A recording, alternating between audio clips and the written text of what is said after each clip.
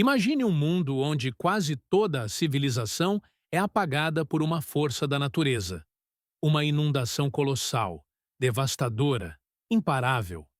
Não é um roteiro de ficção científica. É a base de uma das histórias mais antigas e repetidas da humanidade: o dilúvio. A versão mais conhecida está na Bíblia, na narrativa de Noé.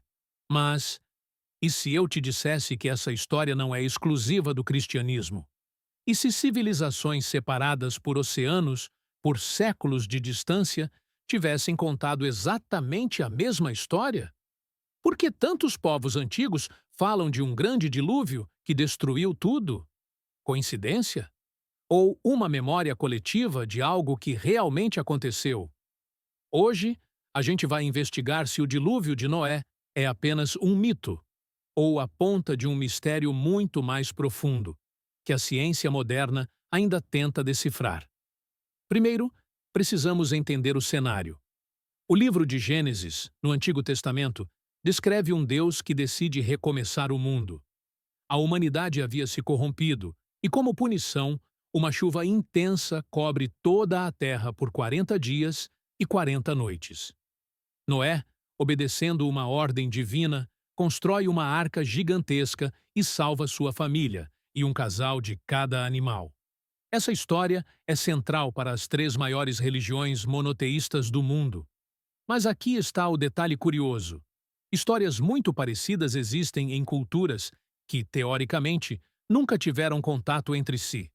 No épico de Gilgamesh, uma das obras mais antigas da humanidade, escrita pelos sumérios milhares de anos antes da Bíblia, encontramos a história de Utnapishtim, um homem avisado pelos deuses sobre um grande dilúvio, que constrói um barco e salva os seres vivos.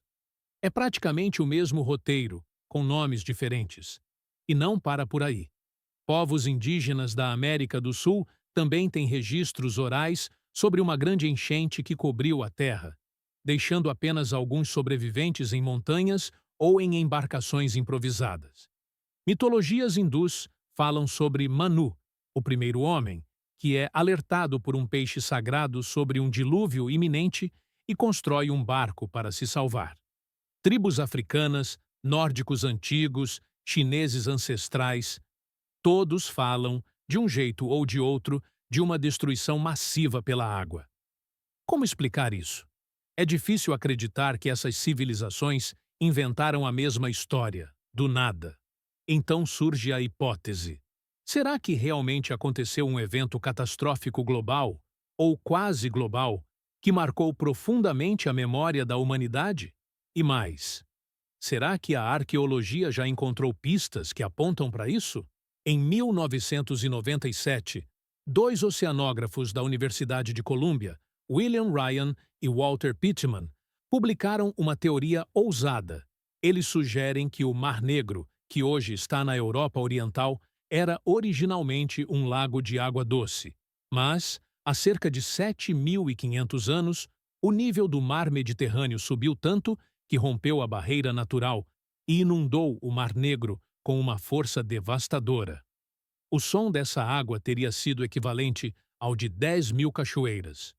Aldeias inteiras teriam sido engolidas em questão de dias. Os estudiosos acreditam que os povos que viviam naquela região migraram e levaram consigo a lembrança traumática do dilúvio, repassando-a por gerações até virar lenda, mito, ou talvez uma advertência. Essa teoria não prova o dilúvio bíblico, mas mostra que histórias de grandes inundações podem sim ter uma origem real, e que essa origem foi vivida por humanos. Agora, pensa comigo.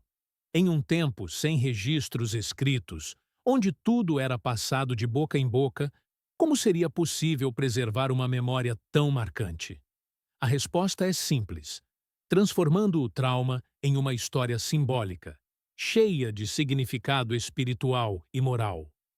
O dilúvio, então, deixa de ser apenas uma catástrofe natural e passa a ser uma metáfora poderosa de recomeço, de purificação, de justiça. E é por isso que a narrativa sobreviveu por tantos séculos, porque fala com algo profundo dentro de nós. Mas O que é ainda mais fascinante é como a ciência, que por tanto tempo ignorou essas histórias como meras fábulas, agora começa a encontrar vestígios que podem explicá-las. Satélites já mapearam estruturas submersas em regiões costeiras que um dia estiveram acima do nível do mar. Artefatos encontrados em camadas de sedimentos mostram sinais de ocupações abruptamente interrompidas por enchentes. A natureza deixou suas pistas. A pergunta é: estamos prontos para decifrar? Então, o que é mais fácil de acreditar? Que centenas de culturas inventaram, de forma isolada, uma mesma história de destruição por água? Ou que algo realmente aconteceu e que essa lembrança foi passada adiante por milênios até chegar até nós? Talvez o dilúvio de Noé não tenha coberto literalmente toda a terra, como muitos interpretam, mas sim o mundo conhecido da época. E para quem vive naquele lugar, perder tudo para uma força incontrolável é sim o fim do mundo. O importante é entender que, por trás da simbologia, pode existir um evento real que moldou não só o ambiente, mas também a cultura e a fé de gerações inteiras. E aí fica a grande questão: quantas outras histórias bíblicas ainda têm base em eventos reais? E o que mais ainda está escondido nas entrelinhas da história antiga?